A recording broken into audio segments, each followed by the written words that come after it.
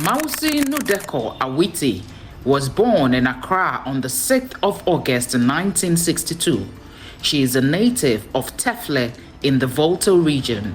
She had her early education at the University Primary School, Legon, and secondary education at the prestigious Ebrigel Secondary School for her ordinary level certificate and Mauli School for her sixth form certificate.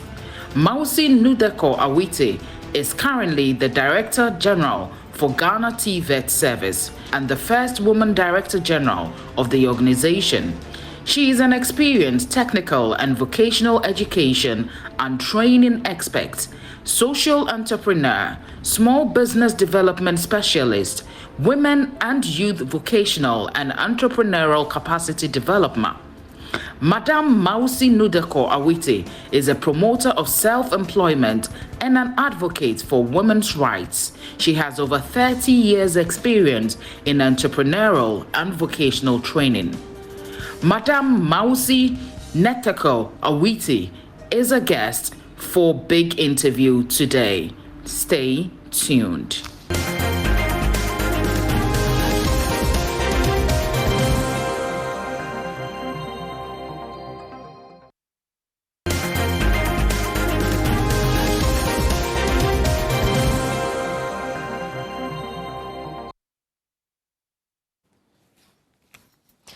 Guess you have seen who my guest for today is. I don't have to do too much talking, but all I'll say is that whenever I see women changing the narrative, I get excited. And this woman is actually the very first female who is occupying the office as the general. You actually general. I let me say why I'm lost for words. I get emotional when I meet women who are so successful. I'm inspired by your story. Somebody who was an entrepreneur, occupying the space, and you ask yourself, did she ever imagine to get there? The first female Director-General for TVET. Wow. Thank you.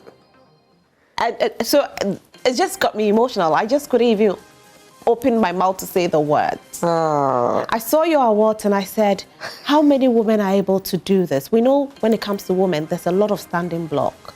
And so we always get surprised when we see women take over. TVET, in Ghana here, we know TVET is like technical, vocational. Oh, men failed, men failed. How did you do it, Mausi?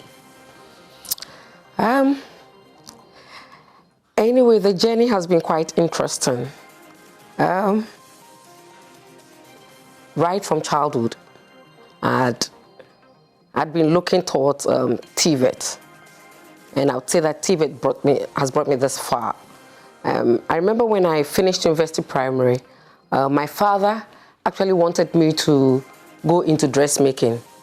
I passed to go to Willa Secondary School, but then he said I should go to a vocational school, so he sent me to Pram Women Vocational Institute. I was very young by then. I was about 11 years old, and the people I met there were like my mother's age, 30s, 40s.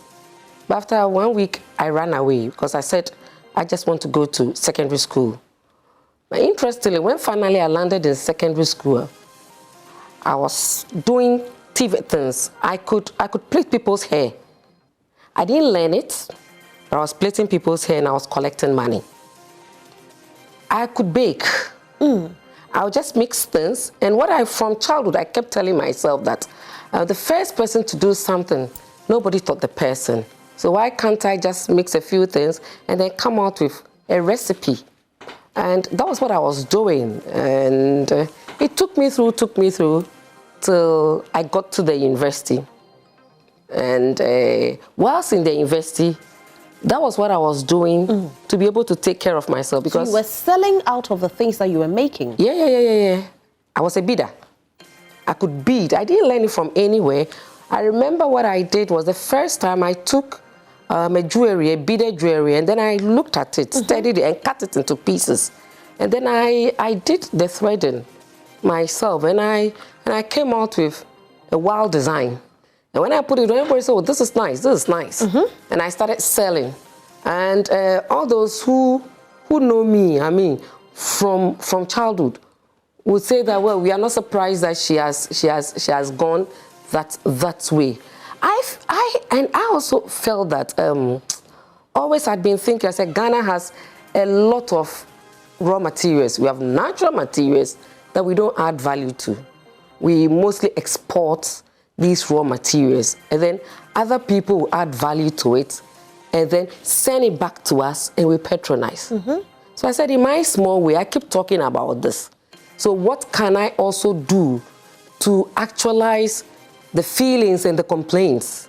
So then I started doing toiletries out of shea butter. At that time, shea butter was hardly used for toiletries.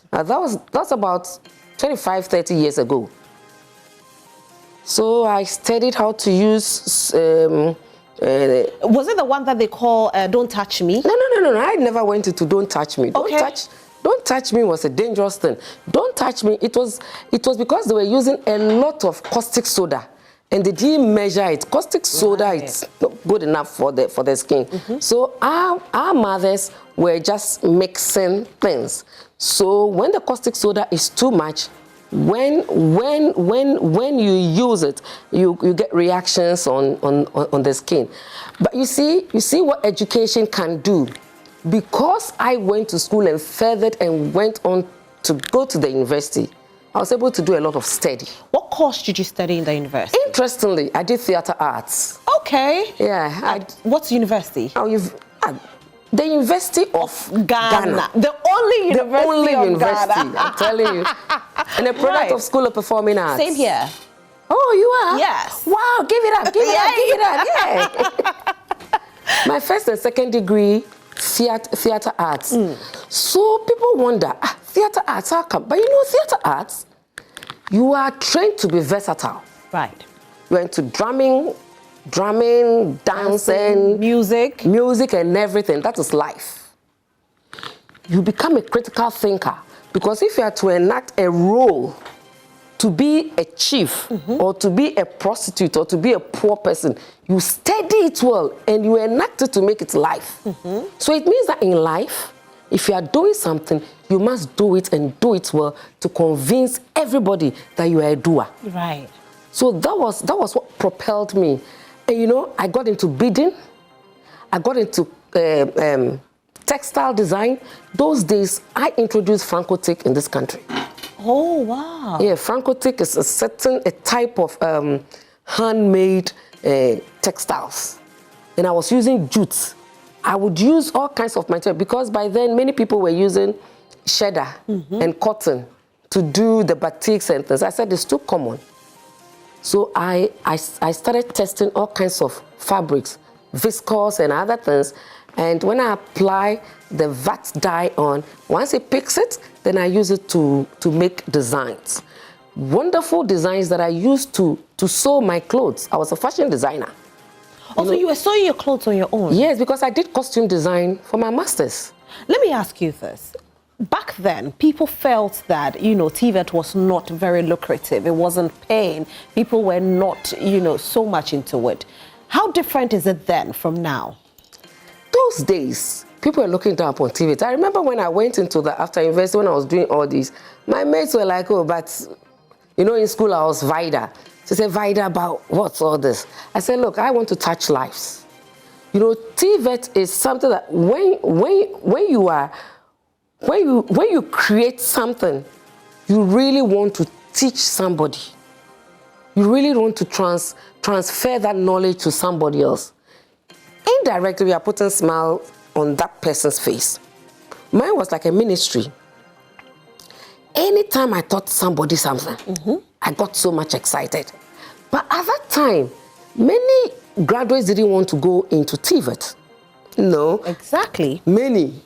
For instance, I was into it and people were wondering why, you know, you come to the house. Why are you sewing? When you have to work in the bank? Exactly. Why are you a caterer when you can work in the hospital? But I was taking care of many of those people. Exactly. I had a lot of money, you know, because I did catering after university. I went to a catering school to do catering because I wanted to open my own restaurant. So I went to catering school and then did cake decoration, interior decor, textile design, fashion, and other. And not that I hired people. I was the one doing and training many others. And sometimes a friend is going to have her wedding.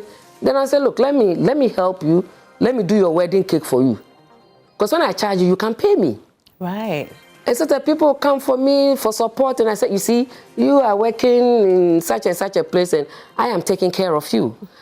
But it wasn't it. But as time went on, that recognition came. Today, TVET today is very different. We have a lot of graduates, a lot of professors, a lot of professionals who go to do proficiency courses, short courses in maybe cake decoration or interior decor or something of that sort.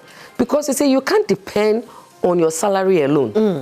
And even if you don't want to do it as a profession, I mean, for your own room, if you're an interior decorator, at least you can fix your room and let your house look very beautiful. Right. You can sew your own dress. You cut down on costs with sewing of dresses. You have cut down. Let's find out from you. You know, you've spoken about all these things that you were doing, but how did you occupy that seat of Director-General for TVET? Because it's a big seat.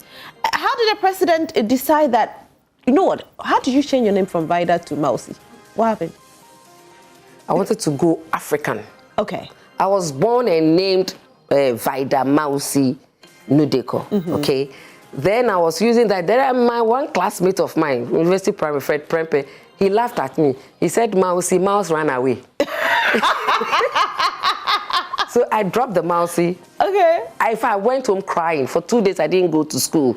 And I told my father, please go back to the school and change my name. So then they took the Mausi off and then left the Vida. So those who call me Vida, I know that these are old-timers. Right. Okay, then when I got to the university, after university, my first, I said, no, I want to remain African. Because it was very easy to describe me. I remember when I was in the School of Performing Arts, when somebody was looking for me, we'd say, oh, the student who likes putting on beads. That time, wearing of beads wasn't common. It wasn't common. It's like villagers wear beads. But you know, I would dress in a way that you could easily identify me. Then I said, oh, after this, then why don't I get the African name, the Ghanaian name, the identity? Was what I was looking at. So I threw the Mausi somewhere. You threw the Vida somewhere? Sorry, I threw the Vida somewhere. Because, you know, the meaning of Mausi is in God's hands. Wow. Because I realized that God was and is and will be doing wonderful things for me. Because my history, very interesting. Where I started from and where I'd gotten to after university, it is to the glory of God. So we'll talk about where you started from very soon. But how did you get to become the Director-General for TVET? Okay. I formed my own NGO, Network of Women in Growth, about over 30 years ago. No, 20. That's 2002. That was when I formed. All right, Network so 21 years. Okay, 21 years, yeah. And I was doing a lot of skills training and then teaching people the hard and the soft skills. I combed the whole of Ghana.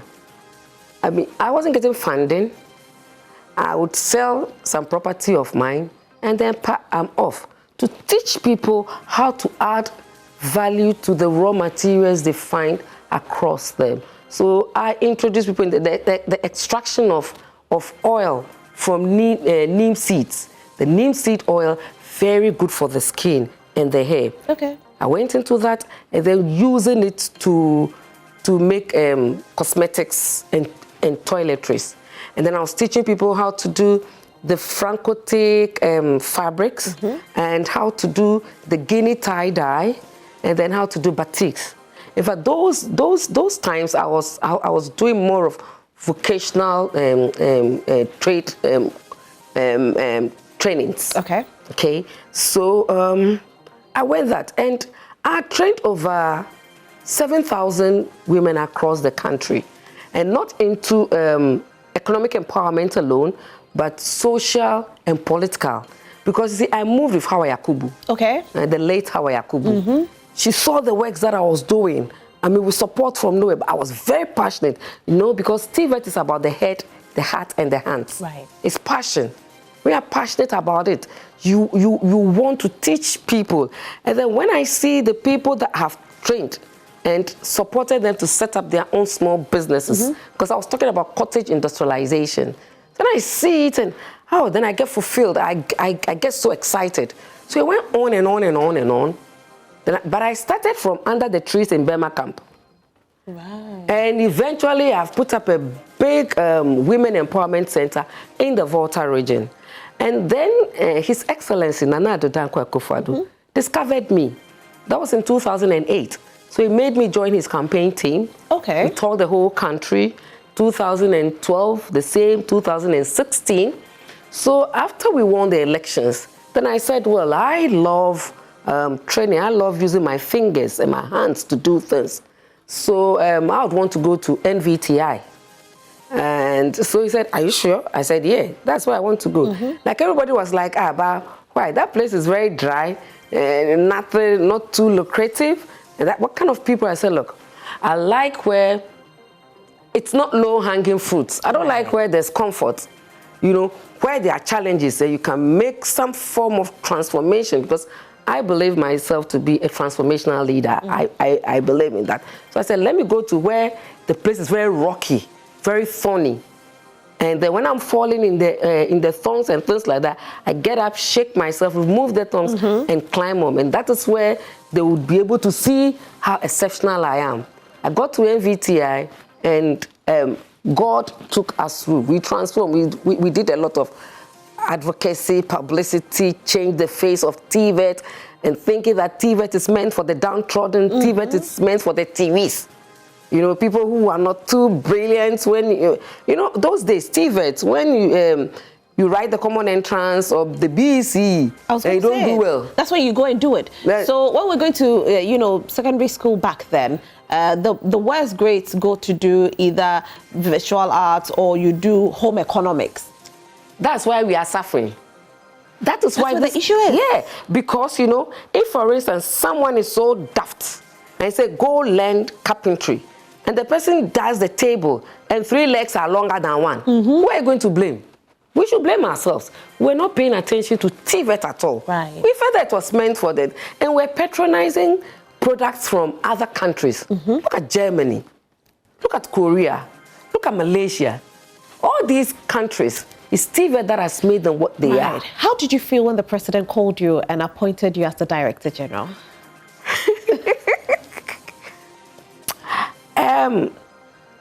I was excited. And I felt that this is a big challenge, because this is a new agency. And for me to help establish and root it for others to go. Right now I'm an old lady. I'm actually in my 60s. Oh, you're beautiful though. Oh, thank you. And I have very little time to stay and work. So something that should be done in 2 years, I'm doing it in 2 months. See, because there's a lot we have to do. I have to do a lot to make the president know that he didn't make a mistake at all.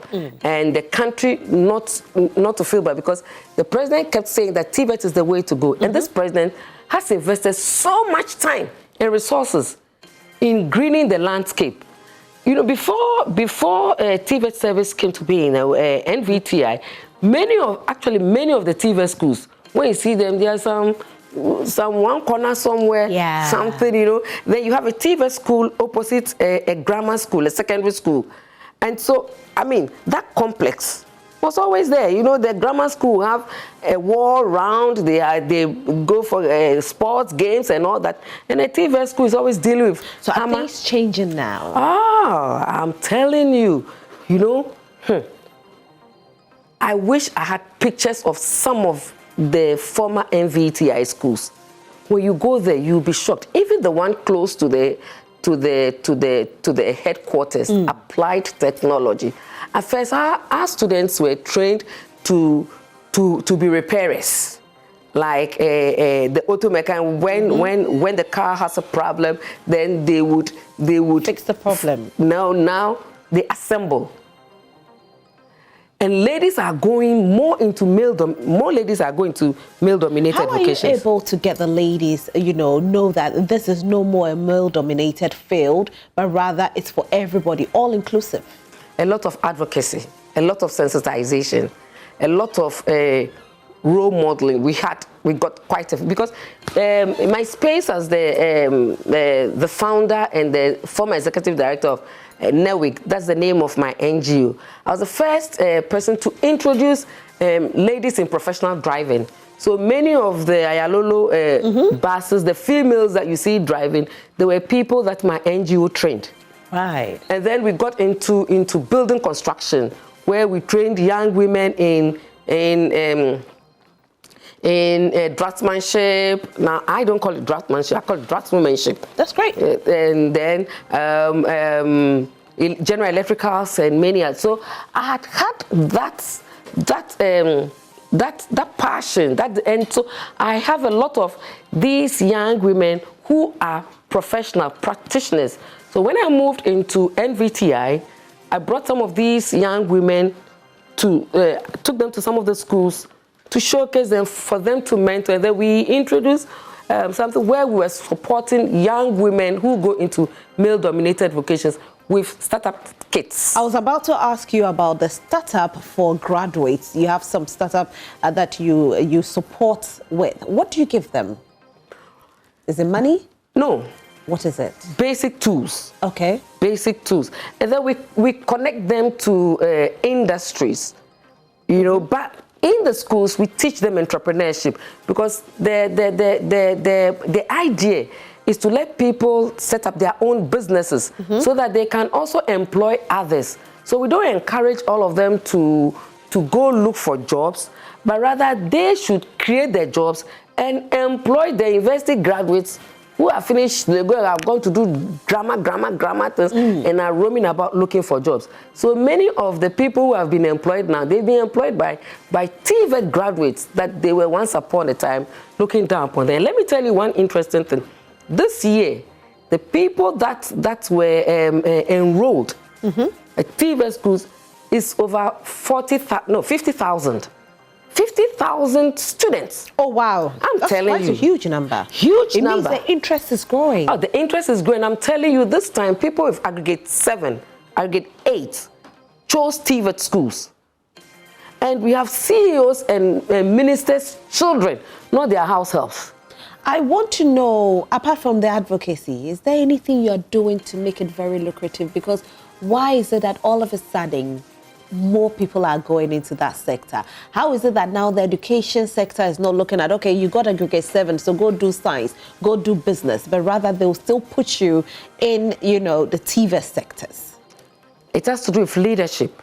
The president of this country is very much interested in TVET. That is why so much money was pumped into the modernization project, where we had the former NVTI schools.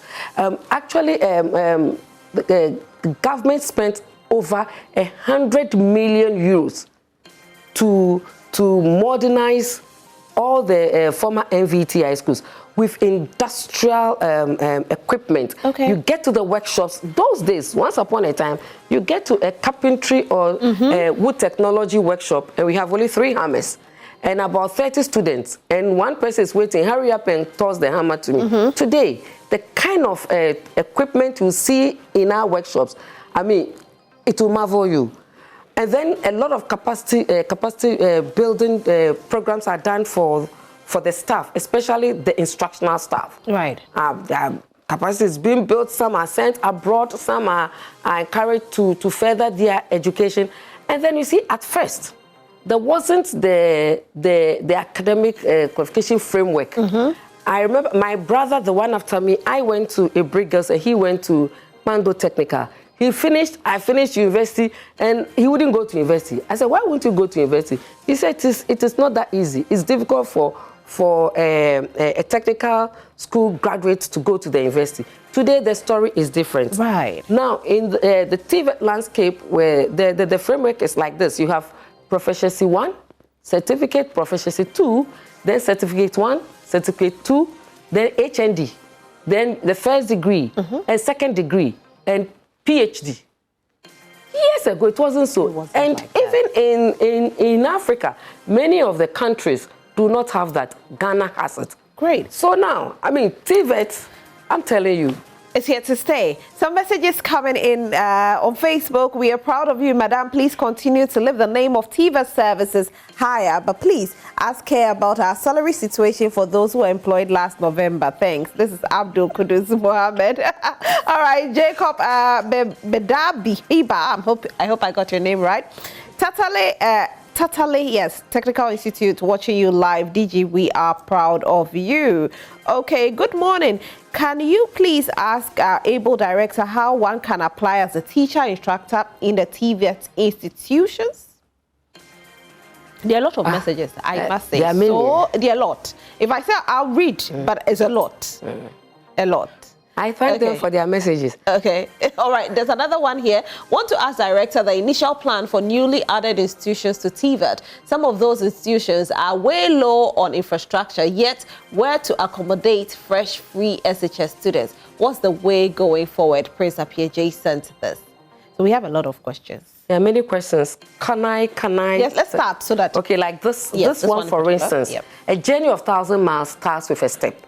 This government has done so well and will do more. Right. Because these are schools, TVET comprised of schools from different agencies. We had MVTI, we had ICES, we have OIC, Community Development, Social Welfare, Farm Institute, and then the Afienya Youth, I say Afienya, the Youth Leadership Institutes from this. So all these have come together and they had all their problems. At least MVTI has been, former MVTI schools have been tackled. Some of the GS schools too are super up there. The rest, this year, for instance, we have put in a request. The government is looking at it. Okay. The government, but so far the government has done so very well. All right. Watching you live from Zabzugu Technical Institute, we are so proud of you. Hassan Abdul Razak sent this. He also said, we are very much impressive with your leadership. Continue working for Ghana, madam. It's still Al Hassan. Edward Domina says, please kindly tell her to talk about our salaries. It's been 7 months now, else we are going home this month. Okay, come back to David said, Gosso Technical Institute is watching our most brilliant DG. Madam, should we talk about the salaries a little bit? Because there's a lot of messages coming in with the salary. You know, we are now, okay, let me put it this way. TVET service is new. We've now finished with we are even still working on the scheme of service. Okay. It's a scheme of service that, and all of them, they are aware. They were told when they were interviewed and the appointment letters were given to them, they said when the scheme of service is ready, all your salaries will be put paid. Together. Okay. Put together, you get it in bulk. All right. So he's playing mischief. I think they just want to know when the scheme of service will finally happen. We have told them. Okay. All right. So you've been told. So no more questions on that. Hi, good morning, Mommy. I'm really motivated by your life experience and passion for skills training. The president made the right decision to put you in charge of our noble institution, Ghana TVET. We wish you success in your endeavors. This is coming from Godfred. Hey, the name sometimes I try. Tumchogi. Okay, I hope I got it right. Tumchogi in Navrongo. Madam, you have a big fan base, I must say, supporter base. It looks like you are doing something really good. But for those who are seeing you with where you are sitting, you said you came from a long way. Tell us about the journey, your start. Okay, just let me fast track it. I'm the firstborn of 14. I have 14 siblings, so with me, in addition, 15 different mothers. Yeah, I mean, some of us, we are 4, some of us, we are 3, some of us, we are this. So you can just imagine, you know, and though I was born into a family of, my father was the work superintendent of University of Ghana. Okay. But somewhere along the line, my life was like a laborer's child. How? The mature people understand. I say when so many people with step things. I mean, that was a huge challenge. And so I was asked not to go to secondary school, but go and learn a trade and come and start, you know, earning money. Was your father taking care of you? Yeah, I lived with my father.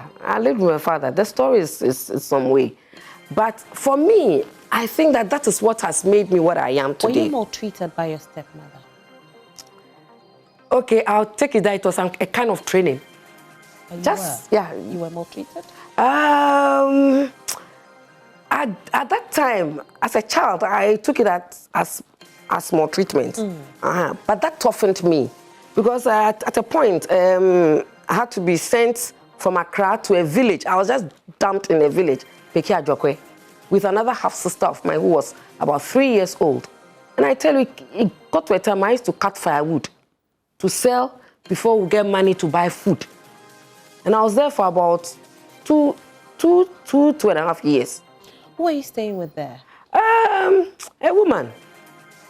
A woman. At a point, she also left because my father was not sending money for her. Why would your father send you away? Well, that is why I said certain times in life, certain things happen. I'm telling you, if I hadn't gone through that treatment, I don't think I would have become a social entrepreneur.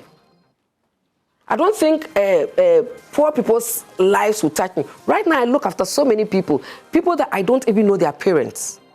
I care for them. When I see you, sometimes you don't even tell me, but I see the situation because I've gone through such situations before. Then I start asking questions and then I start to invest in you. I've invested in so many people. How old were you when you were taken to the village? Oh, I was 11 years. I finished university primary. I was supposed to be in, I chose Ola Secondary School at that time, you know. So I was there and doing all kinds of things. Then after 2.5 years, we ran back to Accra. It wasn't an easy thing. And then I landed in Ibri Girls Secondary School. Wait, you ran back to Accra. Nobody picked you from the village back to Accra. You just ran from Accra? The woman that we were asked to stay with finally helped us. She just put us in a car back to Accra. You know, my younger sister by then, she was 3 years old when we went to Peki Ajokwe. So that village, they really cherished me. They because though I left there many years back, I went back to the place to help some of the people, you know. And the lady who introduced me to the firewood collection, unfortunately, died many years back. So 11 years, you were selling firewood? Oh, yes. Even before 11 years, I was doing many other selling. So the firewood business was just... What else have you sold? Oh, I've sold bread when I was young. I used to sell bread. I used to sell papa, you know, papa. The fun? The fun. You know takucha? It's not common now. The one that we chew? The one that we chew. And the one that we bath, that one we take like, nah, it's not there. So you used to put it on your head and I'm telling you, and sometimes I get to school and they laugh at me. Because my father was a work superintendent. I wasn't this thing, but I didn't care. I knew what was happening. But that made me become an entrepreneur, starting from the scratch. That's why I am a small business development expert. I believe in small businesses from tabletop climbing up. If I hadn't gone through that, I mean, I wouldn't have been a strong person. You know, it toughened me. So when I came back to Accra, my father said he was never going to allow me to go to secondary school. But he told me that I should go and learn a trade. And every year I used to write common entrance. Every year I write, but I wouldn't go to school. How? You were passing? Oh, when I went to the village, I was even a teacher. Just imagine, university primary, sharp brain, the village there, I was teaching. So how come you were not going to school? I said my father he said I should go and learn how to sew. So you won't pay your school fee? He was not interested. That's why I said step can be stepped. So it was that way. But in a way, I changed that challenge into an opportunity. So who finally paid your school fees? My school fees? My head mistress, the late Dr. Joyce Esibe, may her soul rest in peace. I mean, 1975, I passed the common entrance again. And that time I chose Ibri Girls. I actually went to write the common entrance at Anungle LA Middle School. And I topped, I had the highest the school had ever had. And another lady was in Anungle LA2, and I was in LA1. And I heard that she had also passed Ibri Girls. So I went to look for her. She became my friend. So we went for the interview the same day and this day. And then one day I met her. I said, oh, I'm going to school tomorrow next. Are you ready? I said, hey, have you received your proposal? And I said, my father has done the thing again. Yeah. So I went to tell my friend's father, Ellen Okansi. I went and told Ellen's father that this is my challenge. My father, for several years, I write common entrance, but I'm saying that 1975, secondary school or suicide. I remember that when I used to say it. So he took me. When my father went to work, I ran away to the man, and the man took me to see Mrs. Esibe. And I told her that this is my challenge, that I want to go to school. I've been writing common entrance and this and this and this and this. And she was touched. And that time I didn't know my mother too well. Interestingly, around that time, then I got to know my mother. You didn't know your mother? Oh, I wasn't visiting her. My mother left the marriage many years back. And left you? Oh, that one, it is common.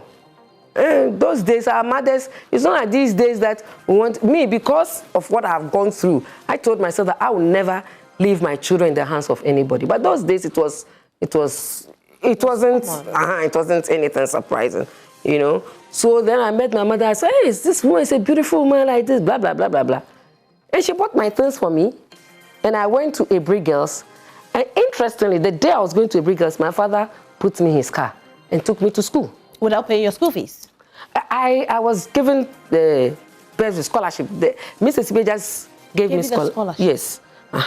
So that was how I went to this thing. And then at a very early age, I left home. I was staying on my own, you know. So finally, when you met your mother, how old were you?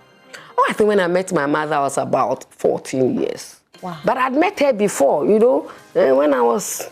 And I remember when I was very young, before she left the marriage, I could remember things. By then I was about 3 years, 4 years. I remember very interesting things. But I said, initially I regretted many things those days. But growing up, I realized that it was a good experience. I'm sure that wouldn't have made me, or that is what has made me what I am today. Very sympathetic, always wanting to help people, philanthropic. Maybe if things had been rosy for me, I wouldn't have been the kind of mousy that I am today. And we celebrate you today. You have so many awards. MTN Heroes of Change. Let's talk about that one first. I don't even know. No, I touched many lives. Some of the people who came to me, very bad marriages, very bad treatment. And some I kept with me, and then I felt that when you are economically empowered, you can take control of your own life.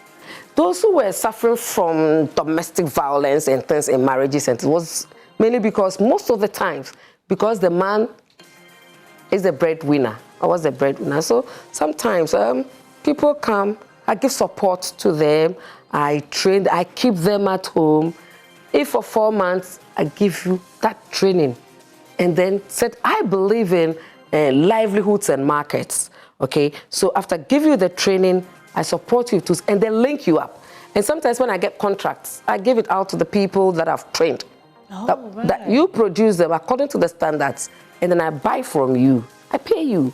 And then when I give out, whether I'm paid or not on time, but the people, I make sure that this thing. And many in fashion, in whatever, I don't know. So did you see this award coming? I didn't see it coming. Seriously, I didn't see it coming. I didn't see it coming. But you see, anyway, I don't know. Yeah, and it came. I didn't. You're a tough woman, aren't you? Oh, am I? You're a tough woman. Because I see you fighting it. You're fighting the emotions. Yeah, I'm fighting the emotions. I'm fighting because my mind is going back to many things. But yeah, I think, yeah. Are you okay? I'm okay. I've gone through a lot, and the Lord has done so much for me. So much. And I'm happy. I'm strong. I'm everything. And I believe that if God has given you something, the best way to keep that thing is to share. the more you share, the more God opens doors for you. And I realized that the more I taught people things, the more I went to fascinating, making fascinators, making hearts, brighter hearts, making so many things without learning from anybody. I'm gifted. Anything I touch turns to gold. That one, no two ways about it. And I'm a giver. I can have, maybe I've given you, you think I have more. That's my last, I give to you. I feel that the Lord will touch somebody to give me. So Ghanaians must be a lot more philanthropic. Ghanaians must learn to touch the lives of the critical masses, because there are many people whose lives must be touched. There are many people whose lives we touch and don't say thank you, but we are not doing it because of them, we are doing it because of God. Do you cry sometimes because of that? Yeah, I do. I do. I have gone through a lot. Not too long ago, I went through a lot, but the Lord took me out. What did you go through? Oh, I went through a lot. I went through a lot. All this added to the going through a lot. You have, how many awards do you have? I have many. Just these. These are just a few here. You have a lot. A lot too. I don't know how it comes. I don't know. Well, you know, sometimes when you're doing something, you don't know that other people are watching. Actually, I was just doing it because I felt that I must do it. I felt that how do I let God, the presence of God be felt physically and not only spiritually. And you see, when you have food on your table, you can put food in your mouth, you are strong enough. That also is the presence of God. And God says he created us in his own image. God does not go hungry. So if you have food, how do you help others to get food? I cannot give you food every day, but I want to teach you how to fish so that this is so because of that, because I touched the lives of many people. I remember when I was contesting as a national women organizer, any region I went to, everywhere I went to, we get people coming with food. Then my campaign team will say, madam, they say, hey, mommy, wait, mommy. That alone is enough. Mausi, that's great. You have children? I have 3 children and 2 grandchildren. Oh, wow. I told you I'm an old lady. A beautiful old lady. Wow. How old are they? The first one is about 30. She was born in 1988. The second one, you know, an interesting thing. In 3.5 years, I had 3 children. Oh, wow. Sharp. 3.5 years. 3.5 years. 3 children. 3 children. How did you do it? Hey! Let's not talk about it. That's another conversation. Wow, you know? So these are your children? Oh, yeah, hey! Yeah, that's the first one, Maula, she's doing her PhD. Okay. And then the second one, Eli Klim, he's managing the facility, the Women Empowerment Center. Right. And then the third one, that's Selassie. He's into digital media. Okay. And then these are my grandchildren. And more will be coming. I know, more will definitely be coming. So are you married? Yeah. Okay. All right, I'm not going to go deep into that one at all. So let's take to your children. I bet they are definitely making you very proud. Hey, yes. It was even Selassie who talked about me to the MTN Heroes of Change. Yeah. He said, I'm doing so much. You know, I do it and then low profile. I wouldn't go into this. Then he said, look, mommy, you're doing so much. No, sometimes I go abroad. I'm invited to go do training, touch people's lives in Israel, in New Jersey, and many other things, but on a low profile sort of things. So I remember, yes, it was Selassie. He talked, and then they came and asked people, saw what I was doing, and then I got to know of it, and they came to see me. Fantastic. There are so many messages coming in. I wish I could read all, but there are some messages here that I don't want to leave out. Hello, good morning, Mama. In fact, I'm really motivated with you being a Director-General of TVET. And this is coming from this person. Let me try and get the person's name. They didn't add the name. Osman says so. Osman is actually saying that they need some sort of support, and I know your support will definitely get there. She hasn't been in office for too long, and so her work is still ongoing. This is our Director General. She's very frank, open-minded, genuine, and caring. Please ask her when she's visiting a Sinful Su Technical again. We miss her. This is Breza. Okay. All right, so the one in Akim Fosu. Hello, good morning. Can Miss Awuti tell the staff who have been employed since November, the day she did talk about it, the day that will be paid, so she's already spoken about it. She said, he also says, is getting, ask her how she expects, okay, let me get more, there are more messages coming in. Please, can I have a personal number or office number? I have this dream of establishing my own IT center for women with disability. That's not bad. That's great. That's great. That's really great. And she said she's called Betty Babin. She's a person with disability. Oh.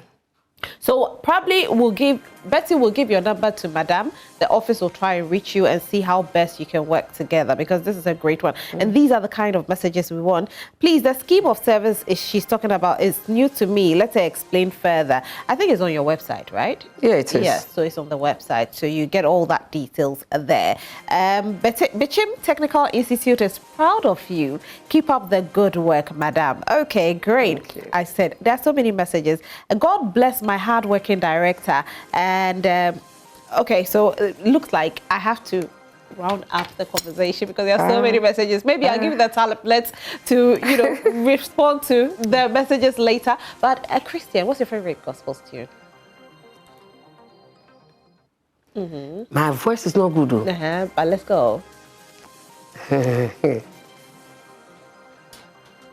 I don't wanna say Emuna Misaka. Okay, sing it. I don't be what Jesus. Emuna Misaka. I don't na metiasi. Emuna Miki Kameho. Emuna Mi Madinina. Mausi, we are proud of you. It's okay to cry, son. Oh. It's okay. We are proud of you. Congratulations. And may God keep giving you the strength to do what you do. Thank you. Congratulations. I have a wonderful team. I mean, my Deputy Director-General, David Bra, something else. My team, at the headquarters, the schools, the regions, wonderful team. And I owe my success to their support. God bless them. I love you all. We love you too. We love you too. You've given us a great show this morning. We love you.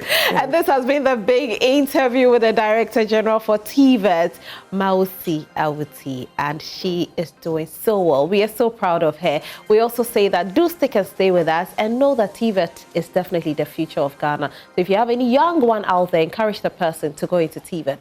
It's very, very lucrative.